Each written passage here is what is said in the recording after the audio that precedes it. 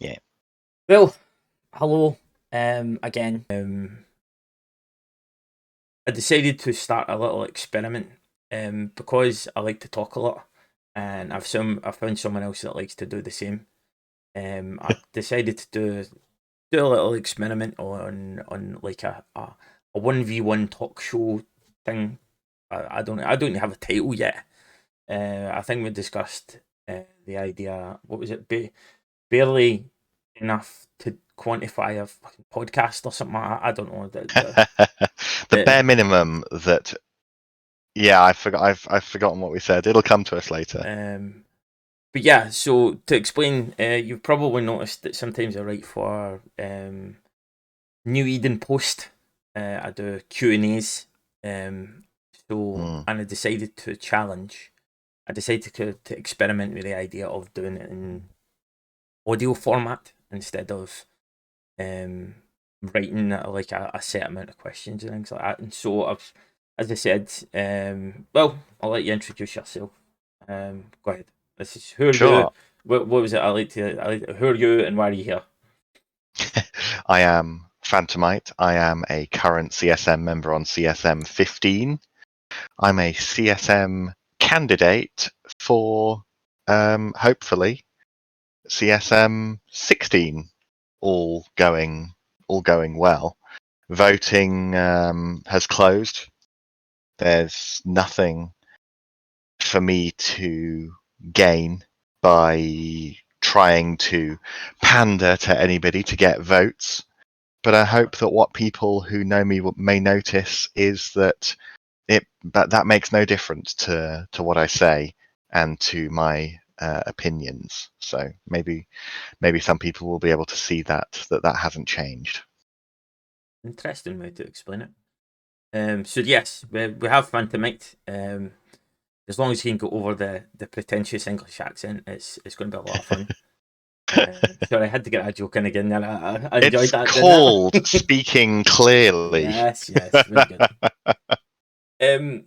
Just to explain further before we get kind of started, it was quite funny. Me and Phantomite did this last night, and we'd done about half an hour, and I was about to kind of cut it short to the first chunk of however many we're going to do, and it was we got to the subject of Blackout, one of my very favourite periods of time in the game, and we just ended there, and I literally got a village blackout. We had a total power cut of the entire Yeah, village. there was no local in Dex's village. Exactly. He didn't know who was there. You did not just say that. No local. But yeah, so at one point or another, we're going to have to repeat ourselves. So I hope you all, anyone who takes the time, you're all like double figures that are going to take the time to listen. I hope you appreciate Here's the thing, right? Here's the thing. Mm-hmm. I will talk about this over and over and over again because I'm here because of the things that I believe need to change in the game to keep it going, but better than just keep it going, make it good as well. That was a good excuse to repeat ourselves. Plus, we don't really have any in better to do right now, so I thought like we would have a bit of fun talking shit. So, and also, anyone there that's easily offended or whatever might want to take a wee step outside because there isn't really. Do we have any restrictions? I don't think we have. Do we? I haven't really. Well, I mean, I've spoken to you quite a bit, so I mean, if anybody's listening to that wondering what that means, Dex isn't going to start being racist or anything. Yeah, well, that like I don't have it in mind at all. You know what I mean? I don't know.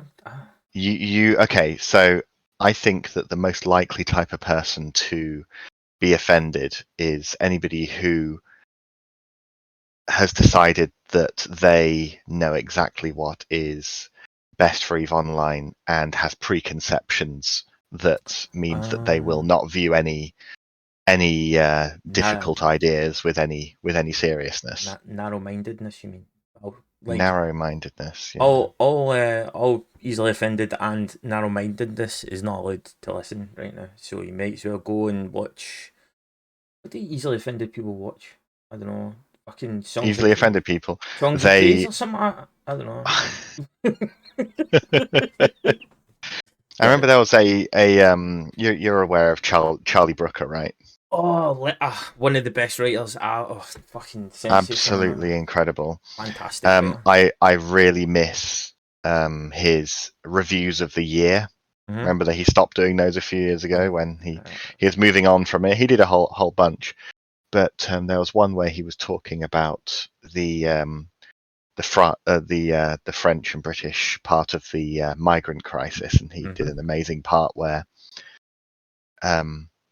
he had a clip of that where Songs of Praise had been live from a makeshift church at the jungle camp in Calais, and he was just making a point that for some reason this offended a lot of people, that they would unbelievable what some people can be offended about, but that's Yeah. not what we're here to talk about, I guess. No, we're not. One of my favourite jokes was he called Joe Biden a ticket inspector from a ghost train. Which, Was that on his recent thing? yeah, the little documentary thing he done was a review of Was it 2020 or the something. death to 2020? Yes, the very same. Everybody needs to watch that. It's a 100%. Netflix, right? Yes. I think it was on Netflix. It Yeah, had, everybody needs to watch Death to 2020. had a bunch of actors doing like characters. No I'm telling spoilers. you, No you know, spoilers. all right. Yeah. Well, to encourage you, you had Lisa Kudrow. I think you had Samuel L. Jackson on it. Didn't it? Wasn't it? Yeah. Samuel L. Had Jackson was Hugh on it. Grant. Had Hugh Grant So as well. He you're was not good. you're not going to get let down by any part-time actors or anything like that. So I hugely encourage you to go and watch it. Tell you what, I didn't watch. What's that? I know that I said. I know that I said. Let's stay on topic. But I didn't watch the Friends reunion Go ahead. because I was under Go the watch it. because I like Friends. I know that a lot of people don't, but whatever. I was under the impression that it was going to be an episode, but from what I can tell, it was just a sort of interview type scenario with a whole load of current celebrities showing up, No, it and was it's just like no, couldn't be further from what it actually was. I'll give you an idea, right? yeah. The format was kind of nice because it was kind of interlaced, various different formats put together. hmm Um, the Did, producer, did they play their characters at any point in it? kind of. Let Um, me get to that. Basically, well, first kind of alarm bell was that they got James Corden to host it. So that's all. No one need we say more? exactly. So that was the first alarm bell, and then I discovered that there was various different fans that were on it, and we had Kit Harrington, Okay, yeah, which is obviously Jon Snow, yeah, David Beckham, okay. and we had what's his name again? Justin Bieber. So those were guests on the show, and I spent hours trying to figure out how are they associated with this TV show in any way. But they done a couple of nice bits. They done like I think it was 3 chunks of where they all sat, and it was like a table read. But Okay. they done like a table read of parts of episodes. I think it was 3 or 4 of those, and they all sat at a table and they did that, and it was really nice because it's like a couple of the actors. It's like they did the episode again. Like Lisa Kudrow, especially, she's a fantastic Yeah. actor, and she looks pretty much exactly the same as well. And they done a bit where like Warner Brothers had rebuilt the entire set, like all the rooms and things like that, and they sat down and they did this. But you see, the problem was that the entire cast were producers of the show, so they were Yeah. in total control of the content. So I'm guessing, and we all know what a producer, if like with them being producers, I'm guessing various different topics would have been barred. For example, it's been well documented that Matthew Perry was life has not been kind to him. He had They didn't touch upon not at his all. various No, addiction things. no, they didn't touch Okay, on that. so So it was very clean and like as it I was say, manicured. Yes, so it was very stiff. Okay. Like a good example was James Corden asked, "Who has the loudest laugh?" And I was like, "So Waste of time question. exactly." So that's what kind of links nicely to what we're doing here. Is like Mm. that's the thing we want to avoid here. You know what I mean? What's your nicest laugh? What's your favorite TV show? Ah, what's your perfect Sunday? Exactly. That's not what we're here. The idea was but like avoid the bits where James Corden is talking if you want Yeah. to watch it, and avoid the bit. Maybe I'll do it idly someday, but I'm not going to do it Uh, seriously. yeah, like if you want to approach it with strategy, avoid all the bits where James Corden is talking at any given moment, Mm. and the bit where Lisa Kudrow sat down at the sofa and did that. Would you call it again? The famous. I know you could you call it a song. The cat. The, Smelly cat. they got her to sit down on the sofa and do that. Avoid that at all cost. That is the most cringy-worthy bit of television you're ever going to Just see. bad. So Okay, as fair long as you enough. avoid those two parts, anything with James Corden in it, in that bit where she sits down on the sofa, because it's like that's as long as you avoid it, and it is fantastic. Okay. Well, I will approach it with a little bit more of an open mind should the opportunity easily present itself. But anyway, so Eve um, Online, eh? I know. So I suppose to start with, in fact, you might be sitting. I'm broadcasting through at my house right now, so Mm. so don't say anything because I'm not going to be here for 2 seconds. Okay. Okay. See, this is the thing. No professionalism, like I said.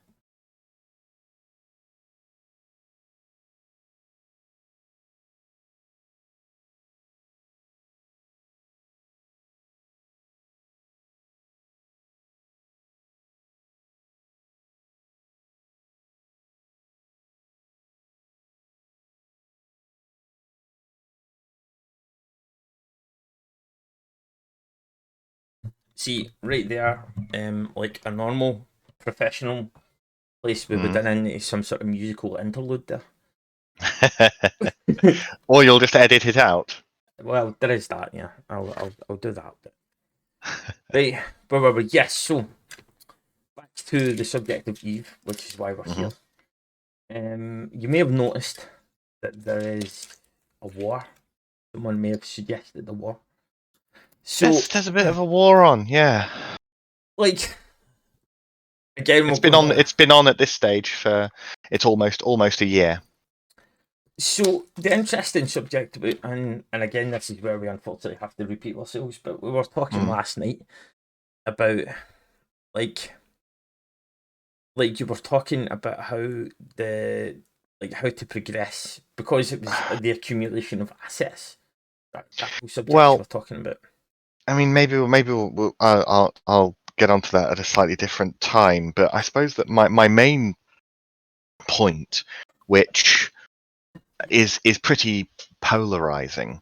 Mm-hmm. Some people are going to go, well, yeah, duh, and some other people are going to scream about it being the sandbox and how dare I say anything Mm-hmm. is not healthy for the game. Mm-hmm. But let's just say, groups are too large in this game. They're too large, and this isn't the obvious complaint about you're just upset because you don't have enough guys to fight. Get good. This is about the health and the longevity of the game. Mm-hmm. This war is going to be the litmus test for if groups like this are capable of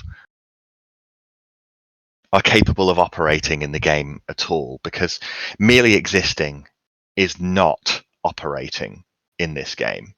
This is a game that, although there are many different professions, this is a game of war. And Game of. if it is impossible for an invasion to succeed, then the game is done. So essentially what we're going to see here is that the question is Delve going to be fully purged and taken? Will goons be defeated and have to set up shop elsewhere? That's the question here.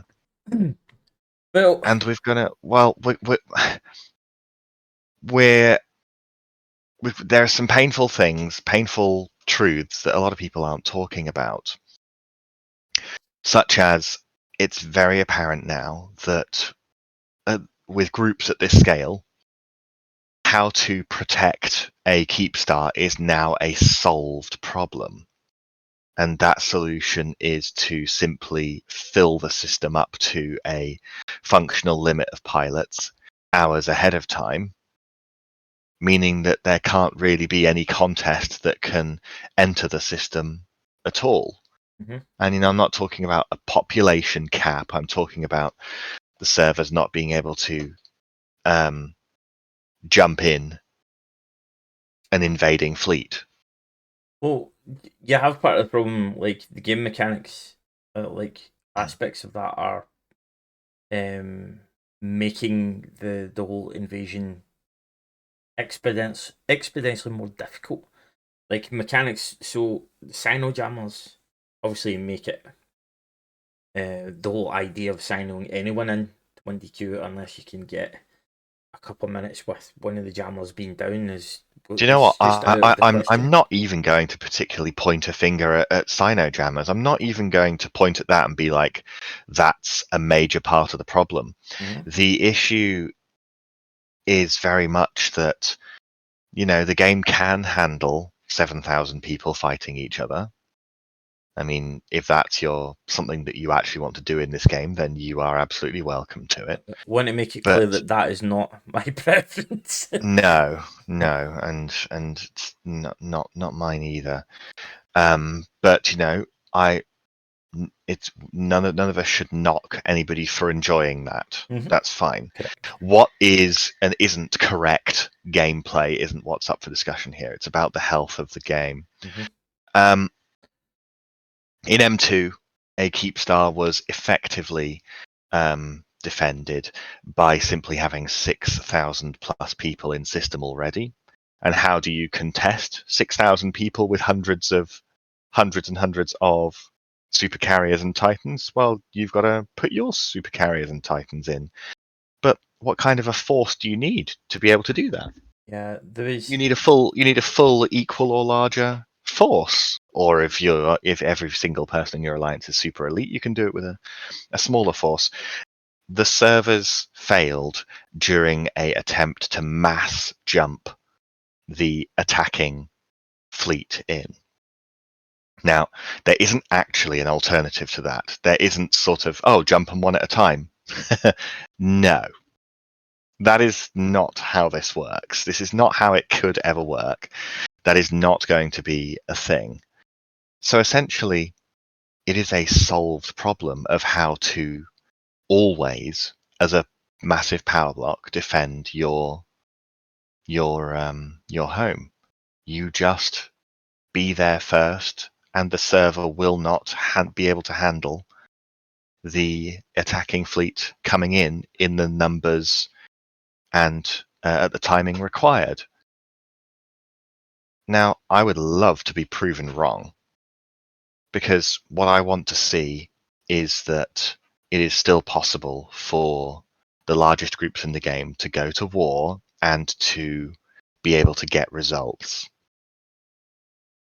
We've got to face it. There's no denying it. There is no special we're better than you reason for being able to successfully defend when, quite frankly, the attackers can't get in because of the limitations of computer technology.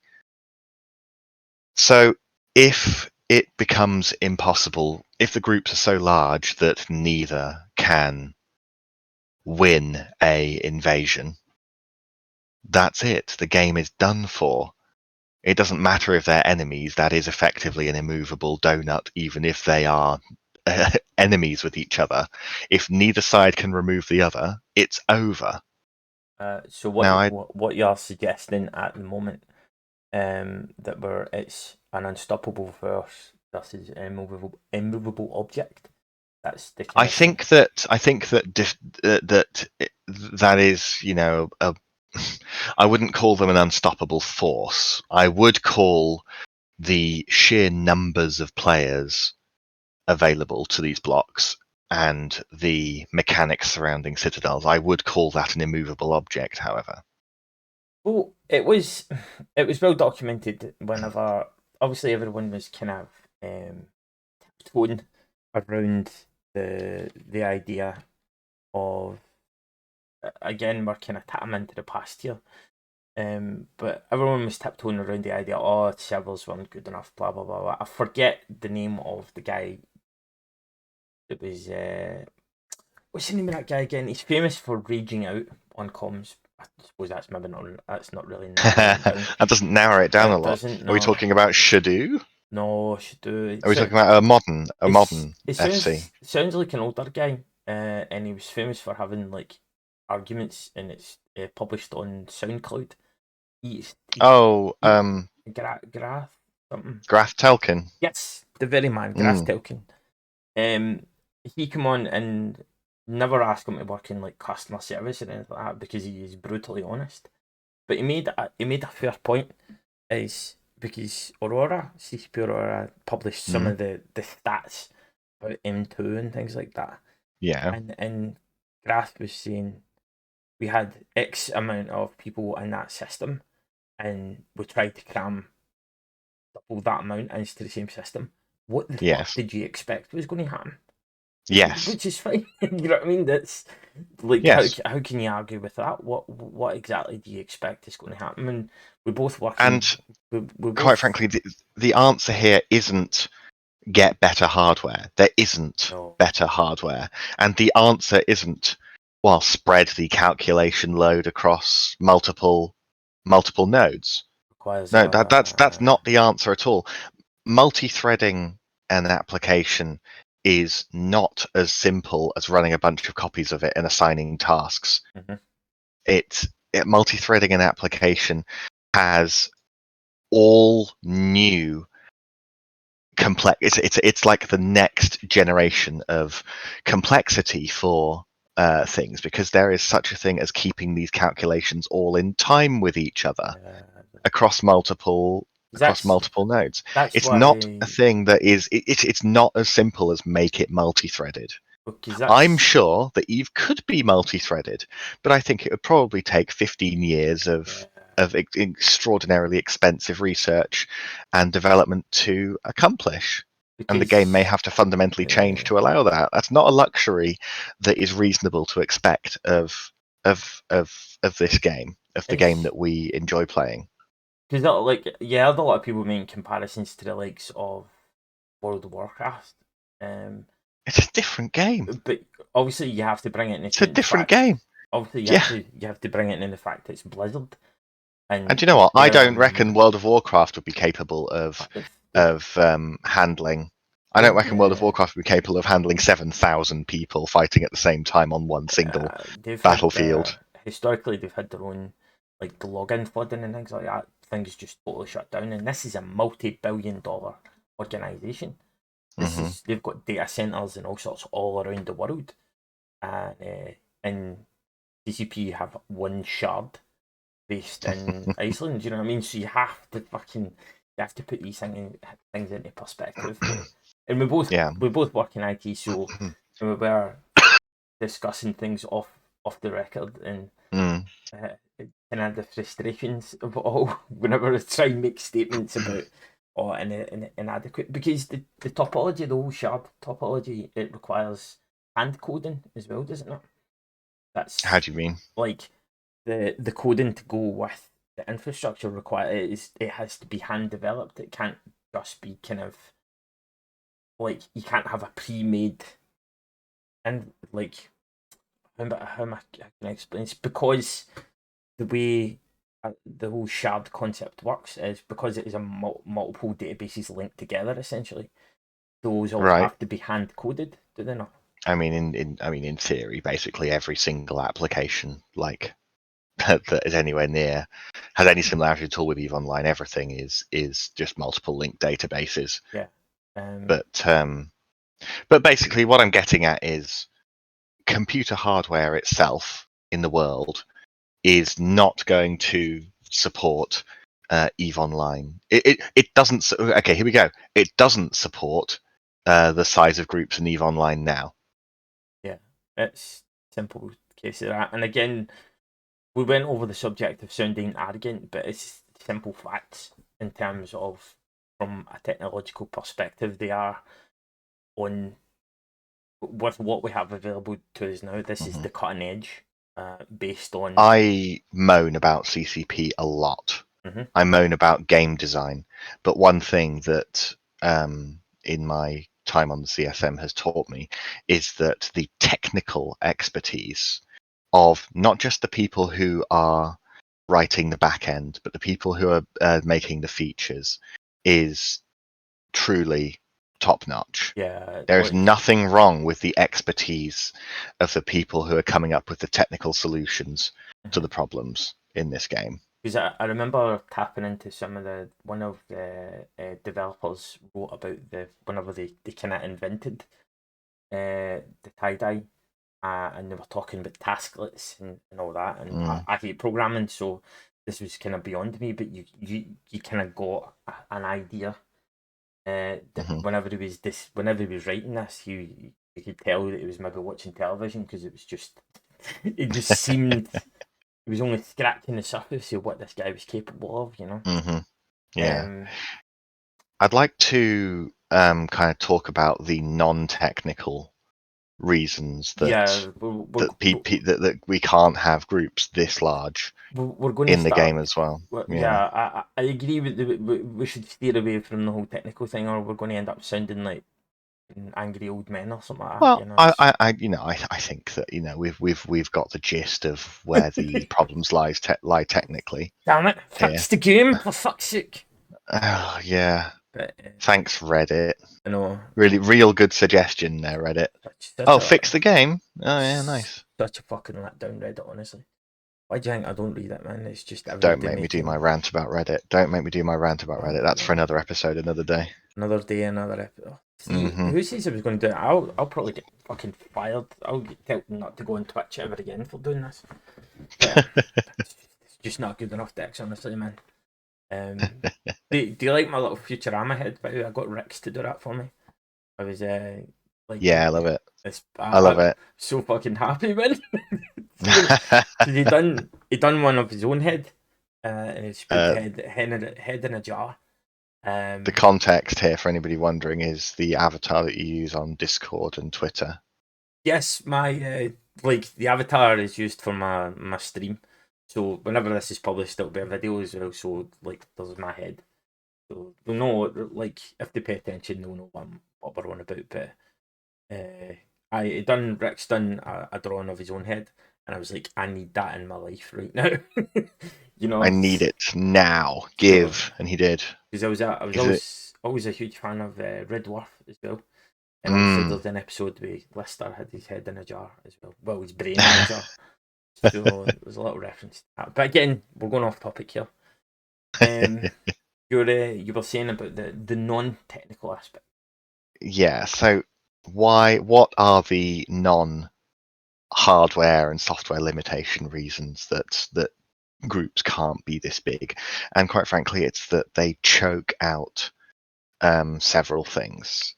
Groups being this large chokes out a membership supply to smaller groups. What are you going to do if you want to follow the progression that CCP encourages?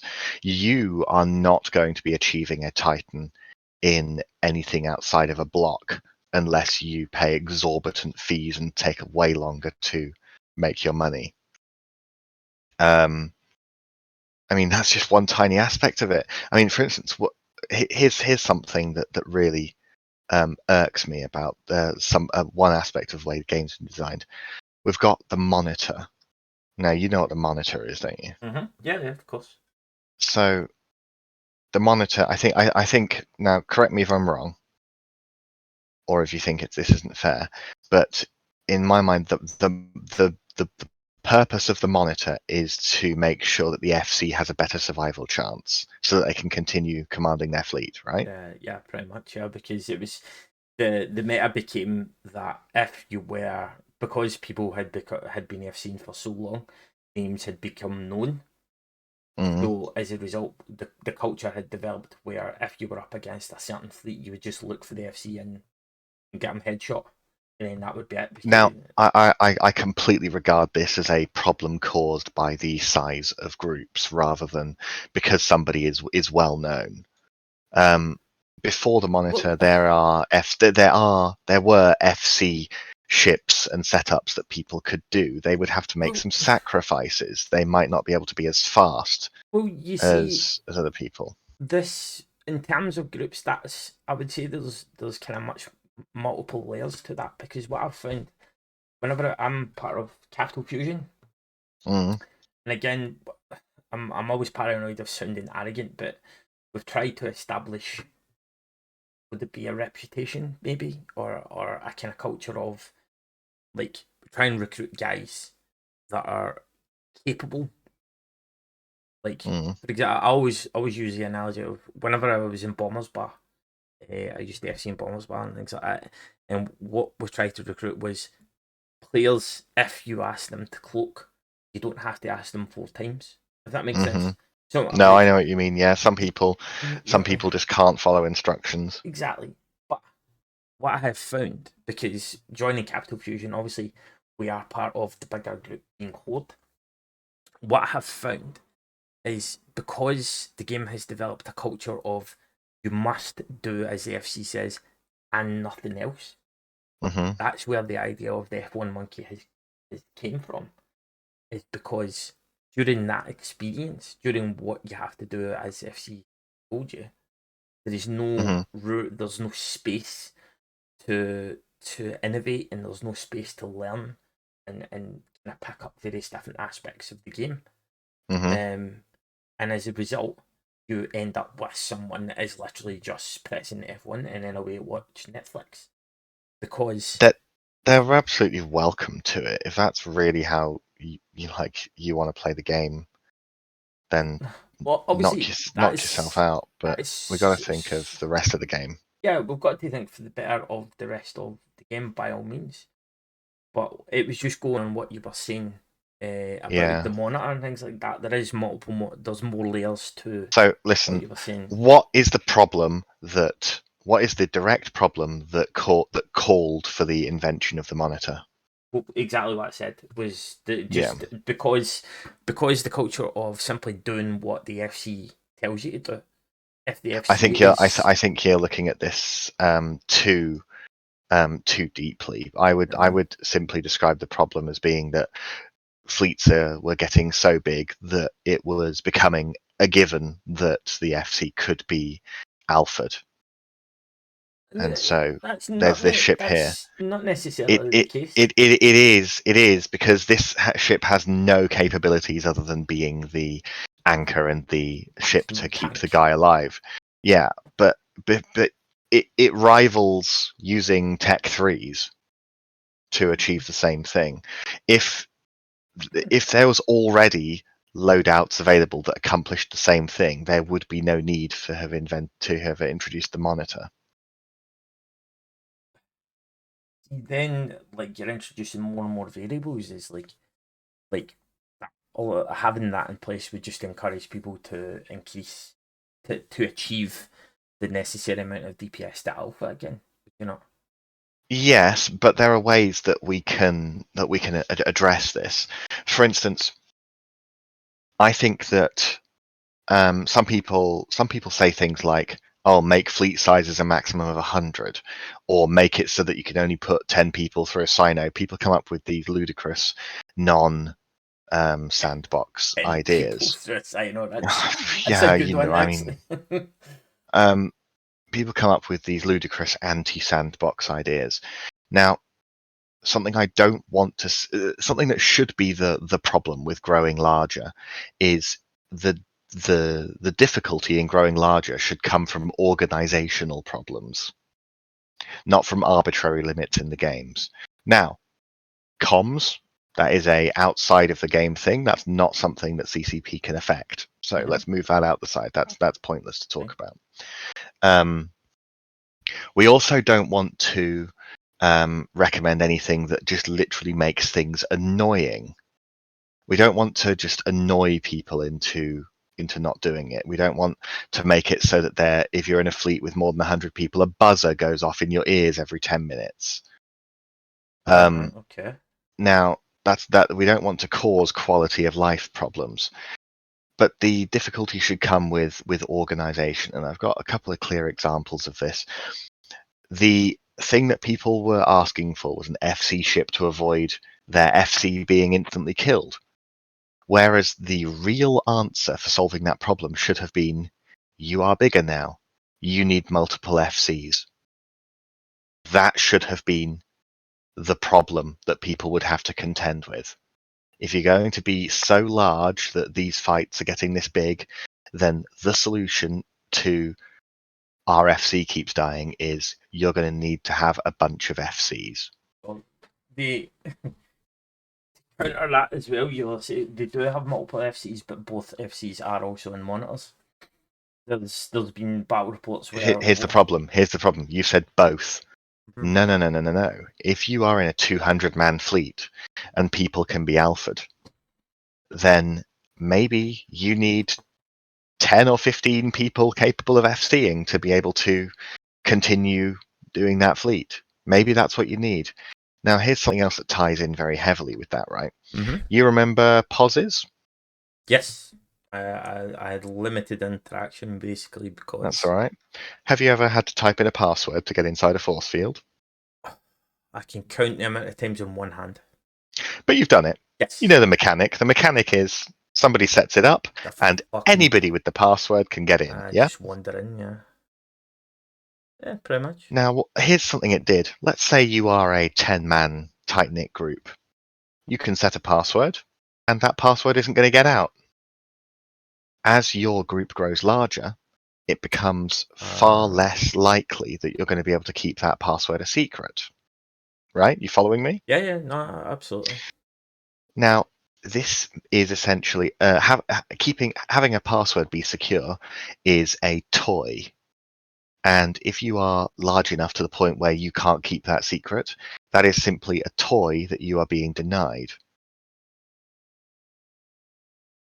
Because you are so large, and because you have desired to be large rather than secure, you have now lost the ability to use that toy securely. And I see back in the day with the original Northern Coalition, when the original Northern Coalition was being dismantled by Pandemic Legion, something that would occur on an almost daily basis would be Pandemic Legion scouts would see somebody with a Titan or a Nyx or something in a POS. They would be inside one of their general alliance POSes, which all had passwords that were leaked. And so they would get bumped out and die. They were large enough to the point where they couldn't rely on secrecy to keep that toy and ability available to them. Now, something that CCP did was that they replaced they partially replaced the effect of a POS force field with the mechanic tethering. But tethering isn't password locked. Tethering is standings derived. So essentially, CCP took this toy, which wasn't available to large groups, and they just made it be available to anybody without the need for any additional security and trust. CCP took away something that required trust in the game and just gave it out for free instead. It's a very particular focus you put on that, but that's fair enough. But are you not kind of touching on a more psychological aspect rather than just a gameplay perspective? Well, except it is a gameplay aspect. Trust is a key gameplay aspect. You trust that your triage pilot is going to rep you and not just give you the finger and say, sucks to be you. I was a spy all along, and I'm not going to rep you, and you're all going to die. You use trust to do all sorts of things in this game. But what I'm saying is that a number of these things that required trust have been removed from the game and simply given out for free. Now, the effective replacement of POS passwords for a measure of safety is what it's done is by removing the need for security, they have given that tool over to everybody flawlessly. It's an It was interesting a angle. limiter. Mhm. It was one of a number of natural limiters on group sizes that existed in the past, and now they took away that roadblock. Now there's a number of roadblocks that CCP have taken away over the years. The monitor is one of those roadblocks. It allows a smaller number of FCs to effectively command fleets. Essentially, Interesting. the problem is completely born from, well, we're all so big now that we die. I'd like to not die, please. That's the gist of that change. And it looks good on paper. It looks like a quality of life change. But actually, all it's doing is it is greasing the path to growing larger. And Well, CCP shouldn't be greasing that path and making it easier to travel along this path. quite a high risk way of describing that. There, I'll tell you that much. But no, it's an interesting point. Like the monitor, I don't know. I had been considering trying my hand at the whole block F scene recently, but it just looks boring, to be honest with you. But I think it's likely to be in terms of direct combat, it's likely to be the most tactically involved portion of being part of a block. yeah, like strategy about moving around and things like that. I don't know. I don't know if I've got the brain power for that at the moment, but it's something I had been considering. But like, it's an interesting angle because like a long time ago, I used to be part of a corporation called Blopsic. I don't know whether you know of them, and that was I'm one of aware of the name. and we had joined the Volta Alliance, right? And that's during a period of time where it was getting to the point because it's well documented that Volta have a reputation for continuously fighting outnumbered, and relying on the capability of pilots and the capability of in using ships and doctrines that are perhaps a little more high value and a little more Okay, yeah. DPS and things like that. It's your low sec have like I have a number of groups that I understand that have a similar kind of philosophy, but because we had been fighting outnumbered such an extended period of time, that's where it brought back the whole idea of just getting bigger because fighting outnumbered with because I think one of the doctrines was a Loki, an arty Loki. And the whole purpose of that was because the groups we were fighting against became so big that if we were just simply target calling and shooting someone with that many logi, that we just couldn't get, we did not have the sheer firepower to do that because groups were getting so big. So we had to rely on the idea of just alphaing people, and that's where the arty Loki came in. Does that make sense? And as a result of what you were saying, it's the most effective use of your numbers when faced with ever growing enemy numbers. Exactly, and that's the bit that is my favorite aspect of the game. That is, I'm at home whenever that happens, is because if you are fighting outnumbered, you're having to rely on the capability of people in your fleet, and like using a variety of different force multipliers as a result, and it is so effective against what I was saying in terms of not any room for learning or anything like that, because some people are being forced to just simply blindly press one key and making sure you're anchored on the You see, here's another thing, right? Because monitors have massively reduced the number of FCs that you would need to be able to function in a fleet. Mhm. It has reduced the opportunities for people to be more in the game as well. It's just a reliance on fewer people is just fewer opportunities for Well, people to do something a bit deeper in this game. well, here's something for you then. Obviously, being in the whole CSM thing, your job Yeah, is not to be moaning old bastards like we are being right now. yeah, Your job is obviously to come up with solutions as well. Going over what we had just been talking about, yeah. what would your suggested ideas towards a solution, or what would, well, not necessarily a solution, more a case of trying to reduce or turn around these issues that are happening, or what you consider issues. Do you know why tethering exists at all? Uh, why is and what effects it does, or What's the reason we can't get rid of tethering as a mechanic? don't know. So obviously citadels were meant to replace two items at the same time in the game. They were meant to replace outposts and they were meant to replace poses. Now, obviously in low sec or non-sov space, well, anywhere basically, how would you manage to use a Titan, as an example, use a Titan for bridging if poses didn't exist and tethering didn't exist? I mean, it's a trick question because the answer is you can't. You You could, but bring a Titan, you bring a Titan out and you bridge with it, and there's no such thing as tethering. you It'll just get pointed and die. you could do it, but you need to have enormous balls, like balls of Well, steel balls. unfortunately, just okay. Basically, you can't. You wouldn't be able to use a Like Titan if you couldn't tether. anyone with, like, yeah, You wouldn't be able to stage and use super capital ships of any kind if tethering didn't exist.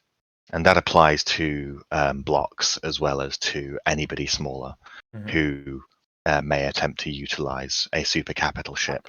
I would disagree Now, with you in the sense of you wouldn't be able to use it. You would be able to use it, but no one would have the balls to do it. well, here's the thing: you use it once, somebody will stick an alt there, and that'll be the last time you can use it without somebody Yeah, attempting to kill you. you would not And of like. course, when you But bridge, you this, are immobile for 60 seconds. but this is what I was getting at is because of because there is a certain culture in the game as a result of people not being allowed to grow and learn in how to be effectively manage your ship or use Mm, your ship. No one is going to be trusted with that idea, or hmm no one is going to be trusted with. Say, for example, you had this scenario where you had the option of using the Titan Bridge without tethering.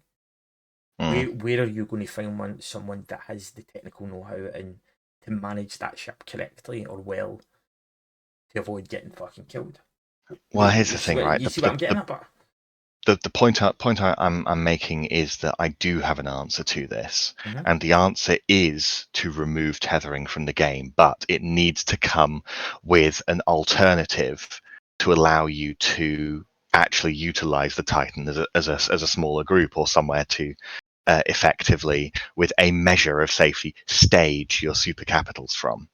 And this is where I would have removed tethering from the game and I would introduce the Upwell shield generator. Functionally, this would simply be in modern code, a pos shield that you can anchor somewhere. And that would be, in my mind, the place where you would utilize a Titan bridge or you would stage a super capital from. That is the easy way to have solved this problem.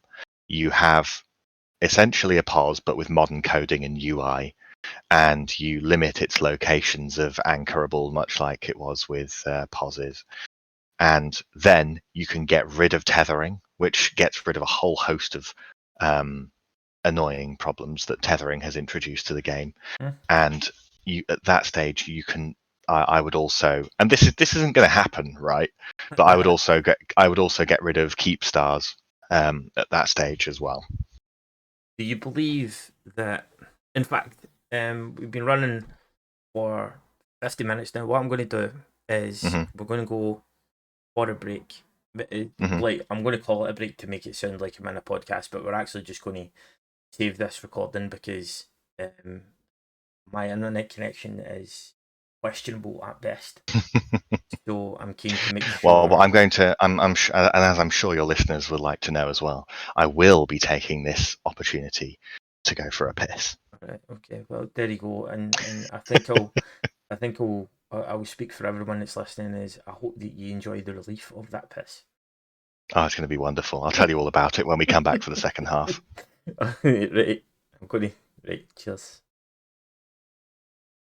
So, if you've had the patience and I don't know, a lot of people say my voice is ASMR. So if you've enjoyed it that much, thank you for sticking around for, I suppose you could call it part 2, can you? And we will continue with our rambling old man podcast. And hopefully you'll enjoy it. So yeah, What I hope is that people will have understood my point about removing obstacles to being a large group. yeah, like because that is ultimately There are that's natural obstacles, like but CCP has done their best to remove them. They've removed barriers and speed bumps to being a larger and larger and larger group endlessly. here's. And it's not going to end with a healthy state of the game. Do you believe? Here's another question for you. I've unfortunately I've well not unfortunately it's been an interesting experience, but obviously you know yourself. I kind of I'm co-host to Riker, to the Between Two Keep Stars thing, and I've got to meet kind of very interesting people with, as we've discussed, with varying levels of success. I have found that the politics of it all, whether it be people being their character, has very much got in the way of leaks these days. Like recently, because I've been kind of complaining to the rest of my CapF colleagues that there's been very little movement um, in terms of invading 1DQ. And Well, I mean, what are you supposed to do though? well, see, well, no, like don't get me wrong, like the mechanics restrict us for simply going through the gate. And goons aren't fucking idiots, or they're going to guard the gate with their life, you know. So it does it does kind of narrow down choices in terms of what they can do. But do you believe? Like I've spotted bits and pieces that would suggest to me that people are kind of worried about the idea of going through the gate and it's going to end up you're going It's to going to be demoralizing if yeah it ends, not or just with a loss, but with a loss or from like the game just not loading them in. or people no it's nothing to do with like action. It's more a case of if you take an enormous fleet in and then it all goes wrong and you feed and you end up in a battle report with all your losses. You see, you've used the word feed. Yeah, I have. Can you tell me what the word feed implies? Why you wouldn't lose? Just simply use the word lose. Well, feed is well. It's been developed.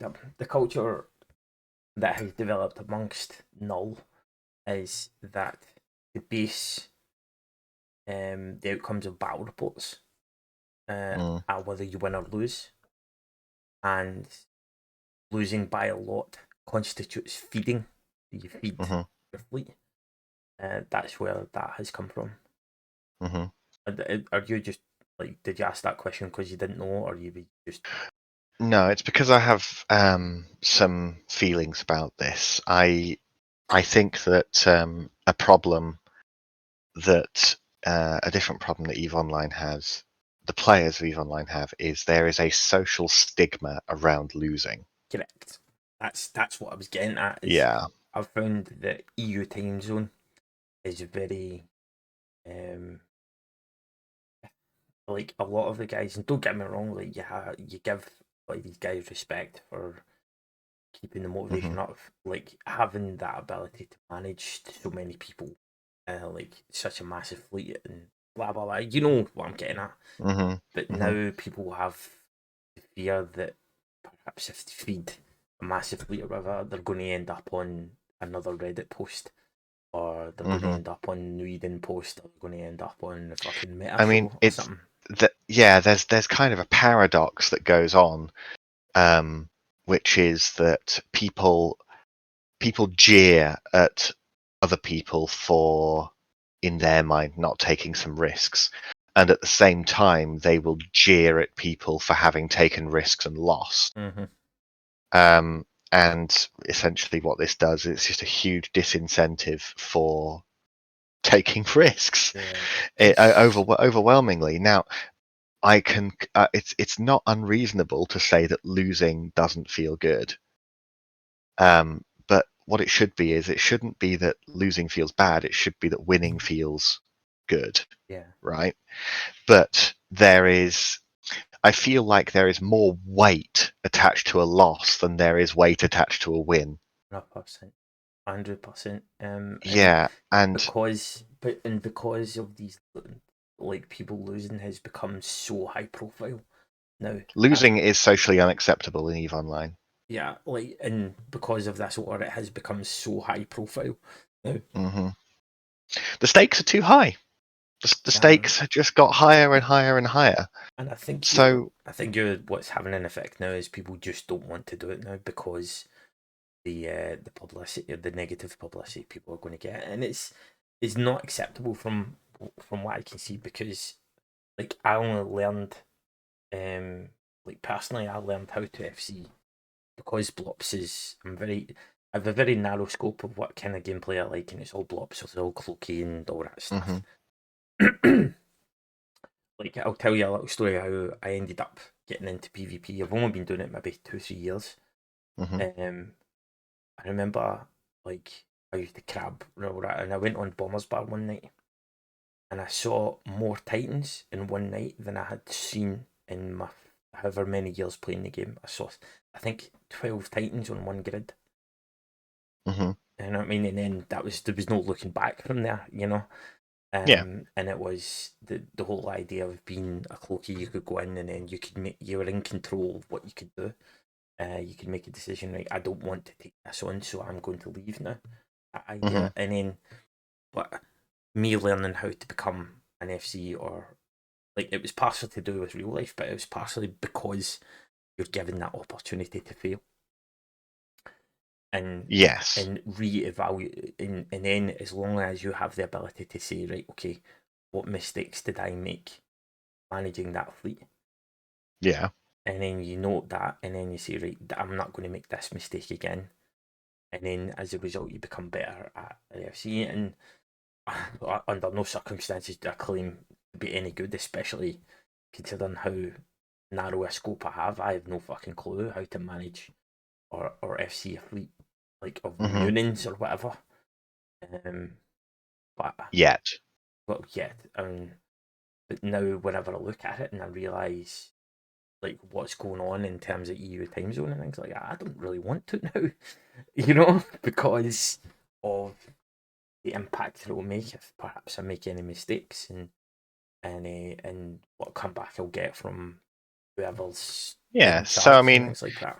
you know, how is anybody meant to progress if essentially they are socially not allowed to make mistakes? And I mean, you can't just you can't just FC 10 Merlins forever. These things have to escalate, and upskill. People are going. Sometimes you're going to lose, right? And this is what I wish people would do. I wish that upon losing a fight, I wish people would be comfortable enough with themselves to simply say, well, we lost, rather than, and analyzing what went wrong is cool, but and helps you progress, but that's not what people typically do. People don't analyze for what they did wrong. They analyze for reasons it wasn't fair. People will look for reasons that were outside of their control that they lost a fight. I mean, like, I like the culture Because then now. internally they can feel better about the loss. But the way I would like people to be able to feel about loss is just simply accepting. But again, like, we are sitting here and we're talking about this, but essentially what we are asking of people or of the game is to change their entire culture that is developed Yeah, over time, which is not going to happen.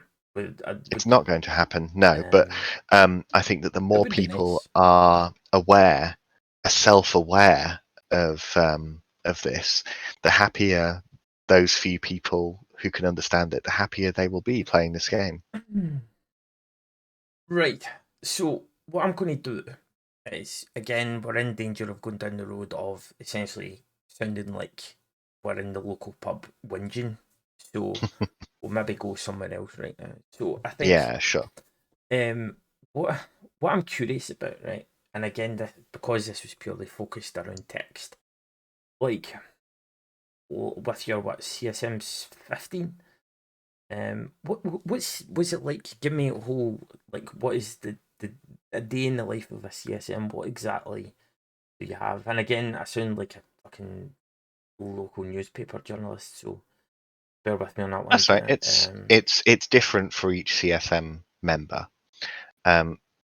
We very often receive messages on Discord or emails from people who would like to talk about something that they think is wrong with the game.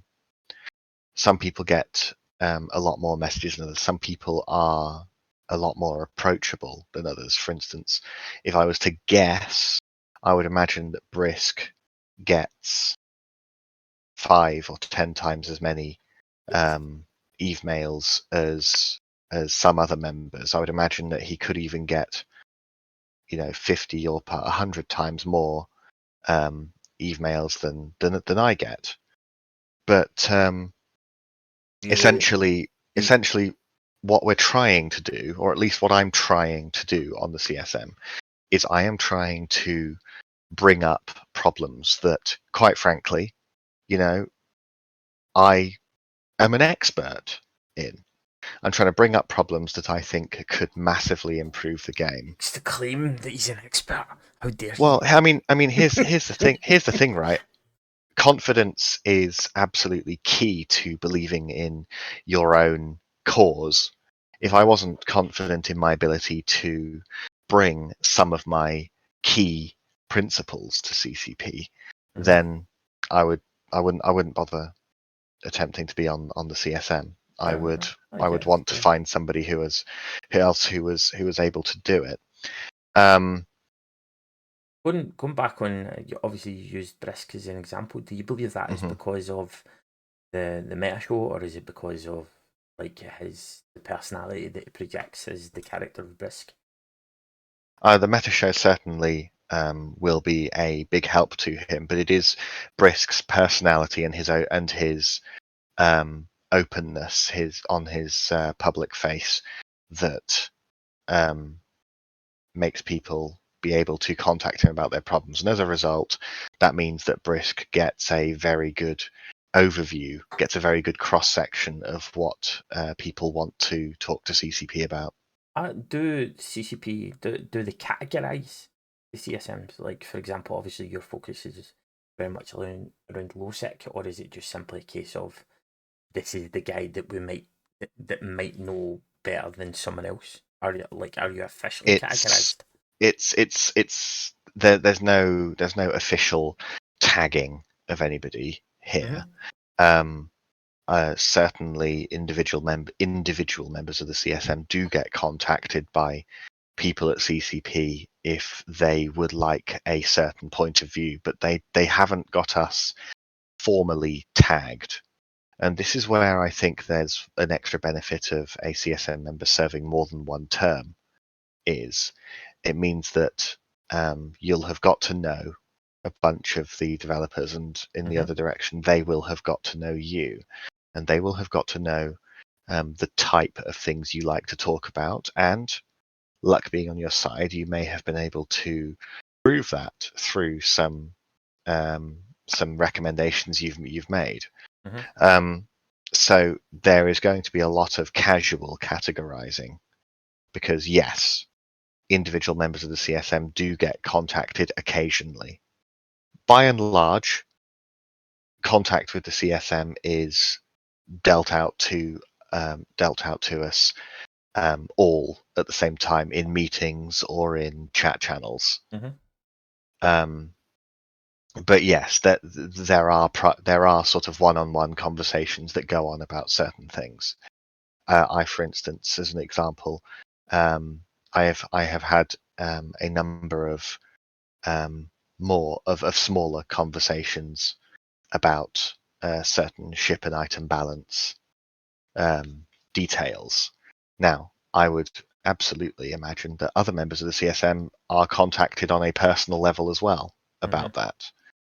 But what I'm saying is it has been direct rather than a general broadcast for some things. All right, okay. Obviously, with the plague, what did you get the opportunity ever to go to Iceland, or was your term deep within the plague? The term started only a sort of a month or two after lockdown started to occur all over the world. So it was obvious from very early on that a in-person summit was not going to be possible. It's not going to be an There option. there wasn't any kind of virtual replacement for the event either. There wasn't So there's any. no like Zoom calls or anything like that, no. Oh well, we have a meeting. We have a meeting every week. All right, okay. But it's not the same as an extended multi-day focus on things. Now, so this means that this year something that was missed out on was the getting to know each other as human beings rather than as text and voices and video on a screen. And given that this is my first, and who knows, maybe my only year on the CSM, I take anecdotes from other longer serving people as proof that the summit, being there in person, is where the real connections happen. Do you Did I burp into my microphone? Yes, I did. Oh no, I don't care. You can burp all you want, man. I don't care. There we go. There's the offensive content. I know. There you go. That's hopefully someone was offended by that burp. Do you believe? I'm going to go. I'm going to go all like controversial on you here. Do it. Do you believe that there are, like, you're welcome to name names or not name names, but obviously there are. It's speculative as to whether, like, from certain perspectives, like there are individuals that are on CSM on merit, which is perfect. That's the whole point of democracy. But on the other hand, there are individuals that are on the CSM, whether it be by the power of the block or because people like him, but he actually brings nothing to the fucking table whatsoever. Do you believe that there are individuals on the CSM that fit into that category? I haven't met anybody on this CSM who hasn't been able to bring something or some things useful to the role.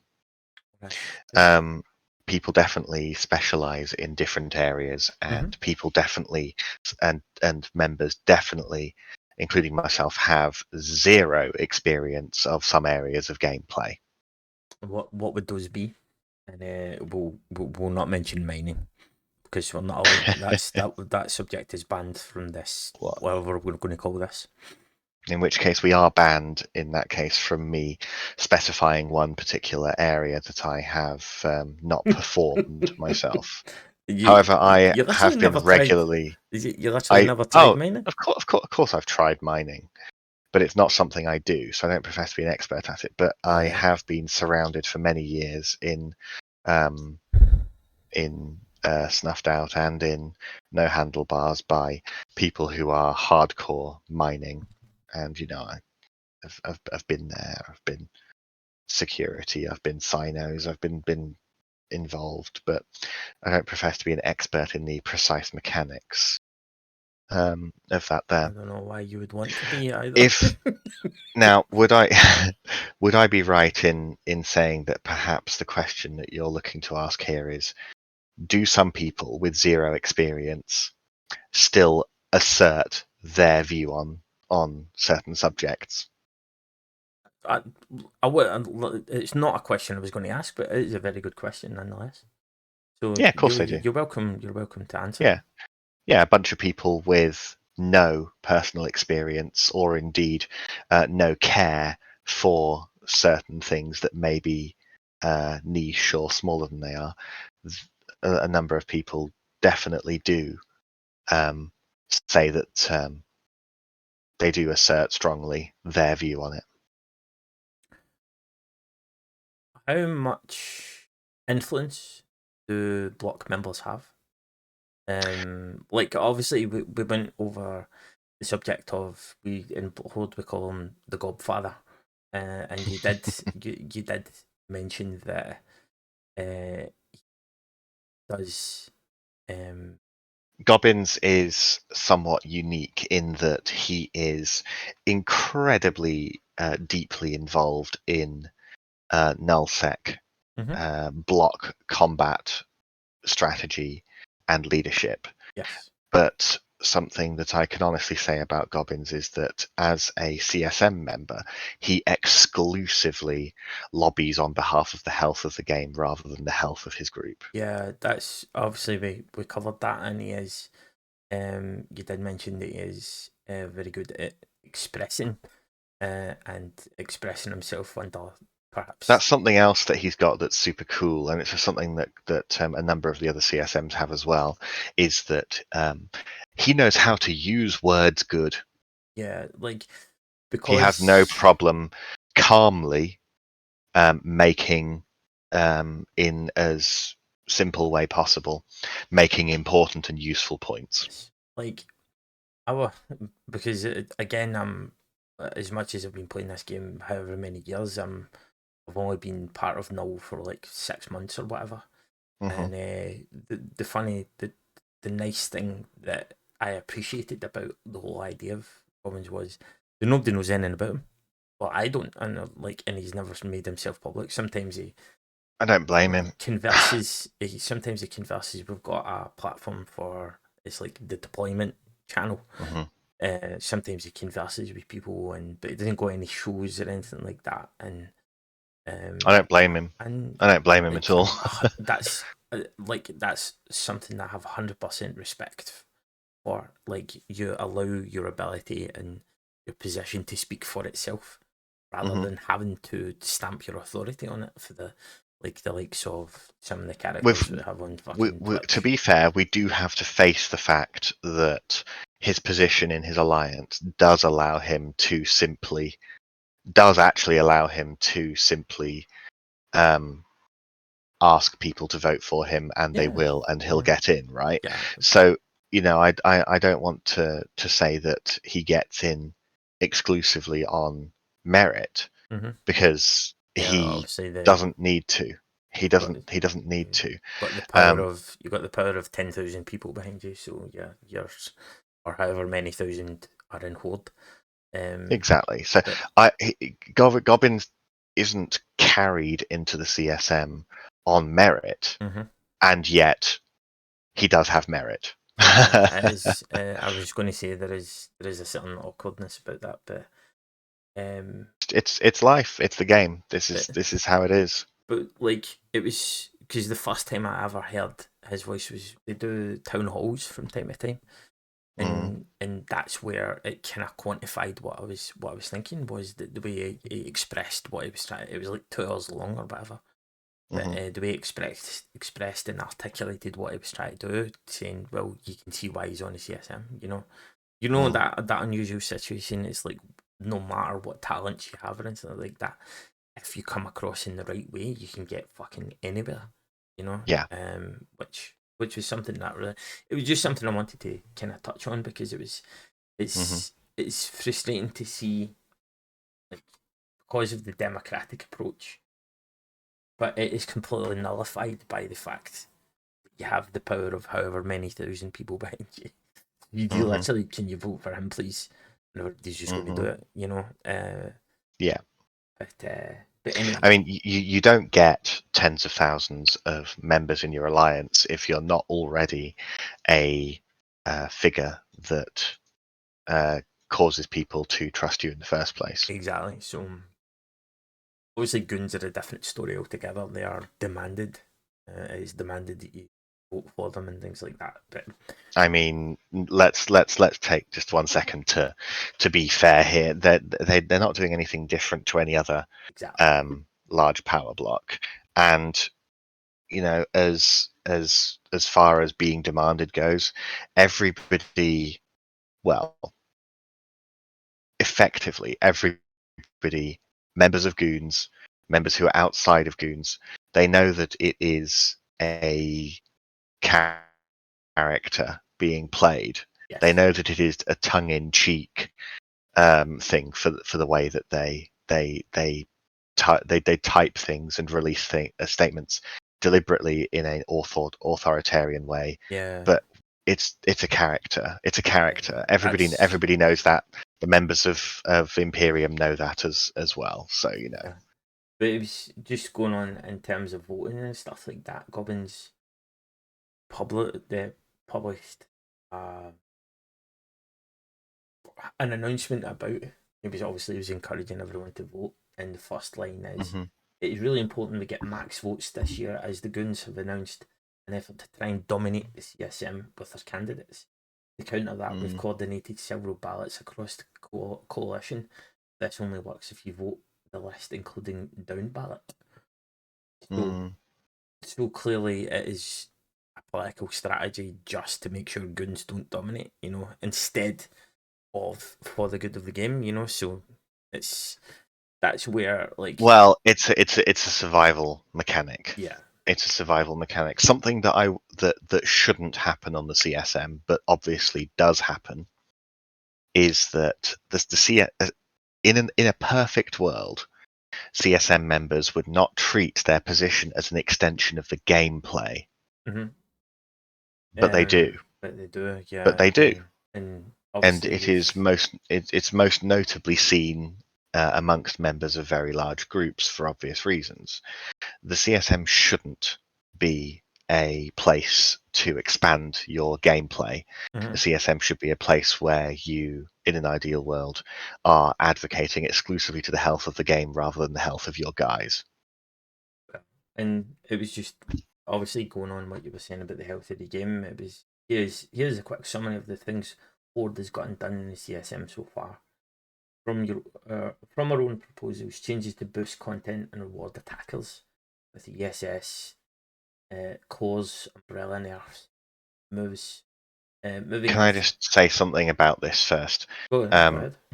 Of course. The reason that I didn't, what you may find is that some CSM members will simply write a list of everything that has changed in their campaign while they were a member of the CSM. So what you're getting at is, you say people will claim, "Oh, this was your idea." Is that what you're saying?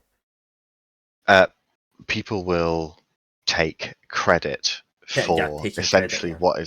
what is essentially the work of CCP and CSM. It's they certain CSM members don't write these things down and claim credit, but by writing them down, it makes the less discerning person assign credit. All right. Okay. I see what you mean. What is there any what was there any changes that were published or mentioned to you, but before they had been implemented into the game, that you said this is a fucking terrible idea? Um, Yes. don't just say yes. You have to elaborate. Come on, you fuck. Tell me. I Tell me more. am Give me an not happy. example. I'm not happy with the expansion of ships that can nullify. I'm not happy with the way the changes to stabs were made, because stabs have now actually become more powerful in both PvE and PvP situations. I mean, if you want, I can go into why for that. Well, I'm why not we're happy here, with that mate? at all. We fucking enjoy Yeah, yourself, okay. mate. That's why we're here. So very briefly, stabs are, because you get +2 stab strength with a single stab now, and you can only fit one anyway. Because you only need to fit one, it is now viable to fit them to PvP ships, because they have no drawbacks to weapon systems other than drones. So now on a PvP ship, it is viable to choose to fit a stab, because you only need to give up one slot for it rather than 2 to escape scrams. I see. I see. Again, this is as a result of being part of Block Is. You've never really like Not considered this kind of part this from a kind of thing. gameplay. So for the same reasons, stabs are now more powerful on PvE ships than they were before, because they only takes up one slot, and well, it nerfs your drones. So fly a missile ship, fly a turret ship in PvE instead. You know. If they wanted to, the problem is this is so easily fixable. All they have to do is assign massive nerfs to all weapon systems to stabs, and then it wouldn't be a problem. So I'm going to go into a dangerous territory here, and Yeah. I suspect you're going to. I'm going to be completely cock blocked here, but is there obviously you're assigned a. I think what did you say it was 7 years non-disclosure agreement? Yeah, something like that. Is there anything that you can excuse me? Is there anything you could give us that will kind of drop hints without breaching said agreement? Drop hints as to the Like, direction of yes, CCP. correct. This year has very much taught me that it's taught me several things about the development of EVE Online. Number one, even if you put huge amounts of effort and passion into illustrating the importance of a issue that needs fixing in the game, it doesn't appear to change the development timeline for the game at all. CCP are going to develop what they have decided is going onto the timeline, even if there are far, far greater things that there are to be addressed. All right. So what you're saying is that what they have. I'm not quite getting what you mean. So let's say, for instance, one of my big things is I want a, in fact, all of LowSec wants, and would be valuable to NullSec as well. I want a suitable replacement for the type of content and combat that we lost when passive moons were removed from the game. Right. I have no knowledge Whatever of form moons. that would take, if you have to mine the moon, it misses the point entirely. A lot of people didn't like passive moon mining before. They described it as money for nothing. What the fuck is passive moon mining? I have no clue. So Is it the laser thing? Is that no, no. So the way you mine a moon now is you anchor a refinery, Athenor you relays? shoot a laser at the moon, and it starts to pull a rock. When the rock gets there, you mine it with mining ships. Right. The way that you used to moon mine before was you would anchor a pos on a moon, you would set it mining, and it would every hour pull down some minerals for the moon, and every now and then you would go and collect it from the pos to take to market or do whatever you wanted with. That's nice. I like that. So a lot of people called that money for nothing, but that's not true. It was money for combat, because people would come and fight to try and take them. So essentially the work So is it's combat. essentially what it was a mineral version of ESS. I I wouldn't conflate it with that. But you get the idea. It is an item that you're trying to get, and there is potential combat involved to get that item. It's the same idea. It's just ISK in the thing. People would come and attack the pos because they would want to take the moon for themselves so they could make the money. It's as simple as that. Right. I think we've kind of covered the whole subject of CSM because I'm pretty sure after half an hour, I think people are falling asleep by now, or they've just fucking deleted it or whatever, or reported me to YouTube.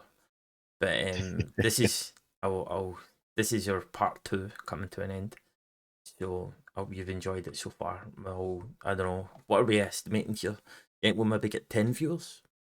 I'm ambitious in going with 10. What, live? Yeah. Yeah. I think I think you get 10 viewers. We'll go with 10. I think. Embarrassing if people have got to this point and it's got 3, isn't it?